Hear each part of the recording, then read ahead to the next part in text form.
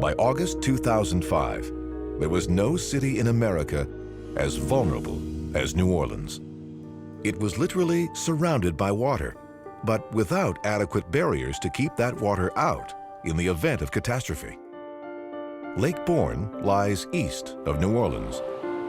Within hours after Hurricane Katrina came ashore, a wall of water, primarily from the lake, filled city canals. And then broke through flood walls, rushing into the lower Ninth Ward and nearby communities, wiping houses right off their foundations. From above, sites that became headline news in August 2005, after Katrina came ashore, appear amazingly unchanged by the storm. The iconic Superdome now stands on dry ground and once again hosts home games of the New Orleans Saints. Commuters have returned to the Crescent City connection.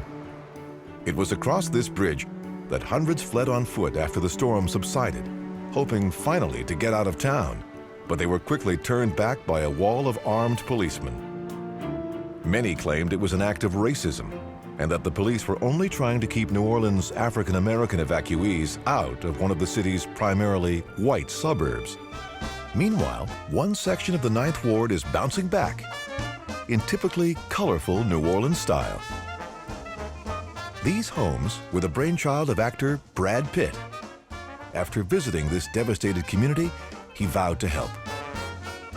His Make It Right Foundation brought together architects from around the world to design and build dozens of eco-friendly, flood-resistant houses so families from the lower Ninth Ward can return home with dignity.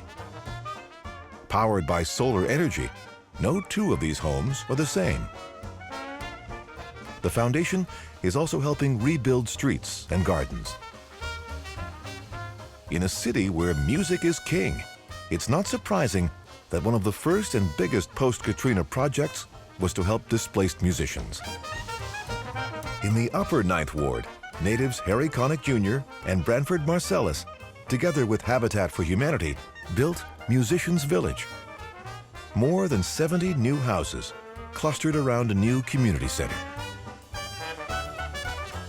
Since it was built, this artist community has helped raise spirits and hope and inspired others to return and rebuild in the Ninth Ward and other hard-hit neighborhoods.